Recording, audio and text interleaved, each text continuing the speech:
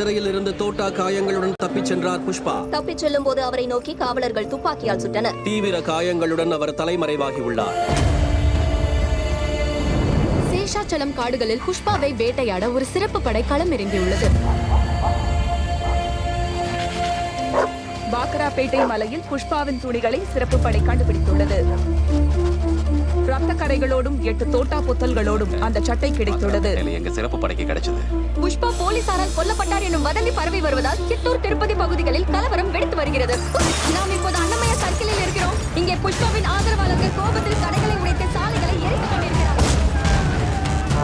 8 புல்லட்டுமா? நீயே சொல்லு, யாராவது உயிர் பழைக்க முடியுமா? கண்டிப்பா புஷ்பாவை கொல்றதுக்காக காவல்துறை செஞ்ச சதி இது. புஷ்பா செஞ்சந்தனை கடத்தி சம்பாதிச்சான்னு எல்லாரும் சொல்லியிருப்பானுங்களே. சம்பாதிச்ச துட்டை என்ன செஞ்சான்னு நீங்க கேட்பீங்களா?